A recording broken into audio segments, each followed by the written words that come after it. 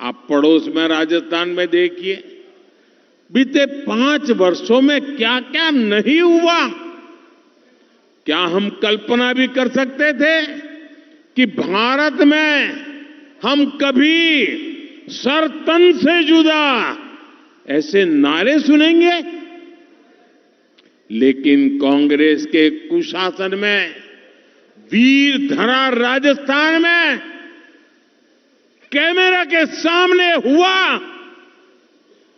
मेरे परिवारजनों, हमें राजस्थान तो बचाना ही बचाना है, लेकिन मध्य प्रदेश को किसी भी हालत में ये बर्बादी की तरफ जाने नहीं देना है।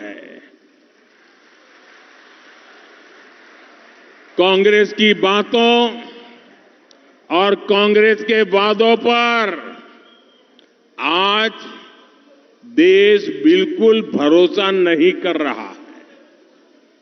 इसका कारण है इनका ट्रैक रिकॉर्ड।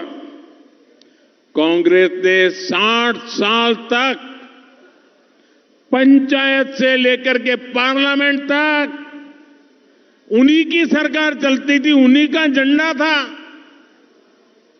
लेकिन इस दौरान कांग्रेस ने आदिवासियों का न विकास दिया और न ही मान सम्मान दिया।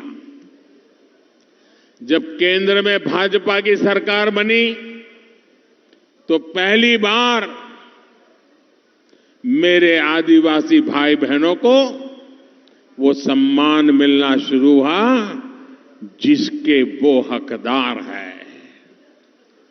आप मुझे बताइए भाई, क्या ये आदिवासी समाज मोदी प्रधानमंत्री बना उसके बाद पैदा हुआ है क्या? जरा जवाब दो। क्या मोदी आया उसके बाद आदिवासी समाज पैदा हुआ है क्या?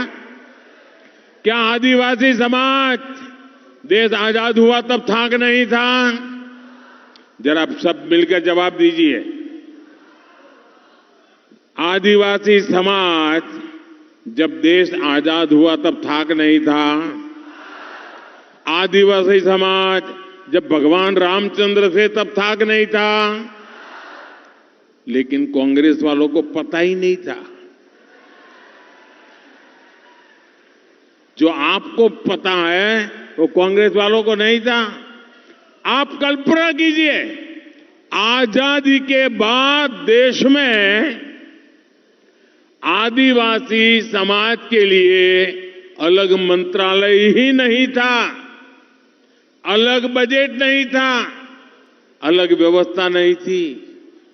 सालों साल कितने ही प्रधानमंत्री आके गए, बस चलता रहा। ये अटल बिहारी वाजपेयी जी जब आए, उनकी सरकार बनी, तब देश में पहली बार आदिवासी समाज के कल्याण के लिए अलग मंत्रालय बनाया, अलग बजट दिया। क्या ऐसी कांग्रेस को माफ कर सकते हो क्या? ऐसी कांग्रेस को माफ कर सकते हो क्या? सड़क, बिजली, पानी, ये सब सुविधाएं आदिवासी गांवों में अब भाजपा सरकार पहुंचा रही है। कांग्रेस जब सत्ता में थी तब आदिवासी मंत्रालय का बजट बहुत ही कम था। आज आदिवासी विकास के लिए भाजपा सरकार का बजट, मेरे पहले 10 साल वो थे ना, उनकी रिमोट सरकार चलती थी, याद है ना? उस समय बजट बहुत कम था, लगभग 1.25 लाख करोड़ रुपए का आज बजट है। हमने एकलव्य मॉडल स्कूलों की संख्या में 5 गुना से अधिक बढ़ाई है। हमने लाखों आदिवासी छात्रों को मिलने वाली स्कॉलरशिप में भी बड़ी वृद्धि की है। साथियों, भाजपा के डबल इंजन सरकार से एमपी के आदिवासी परिवारों को डबल लाभ हुआ है। देश भर में हमने अपने सेवा काल में आदिवासी परिवारों को 8 लाख से अधिक पट्टे दिए। यहां भी हजारों परिवारों को पट्टे मिले हैं। यहां पैसा का लाभ भी लाखों लोगों को मिला है। साथियों, देश में कांग्रेस की सरकार जब थी तो भूख से मौतों की खबरें सबसे अधिक आदिवासी क्षेत्रों से ही आती थी।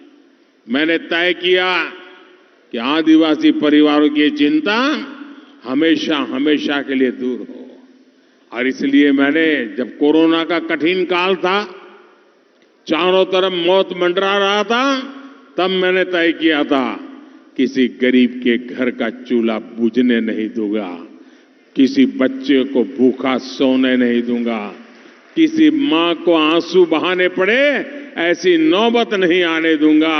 और इसलिए मैंने मुफ्त राशन की योजना शुरू की। मुफ्त राशन मिले। आप भी यहां से बहुत लोग होंगे जिनको आज भी मुफ्त राशन मिलता होगा। अब ये 30 दिसंबर को समाप्त हो रहा है, लेकिन मेरी आत्मा कहती है ये तो पुण्य का काम है, इसको बंद नहीं कर सकते हैं।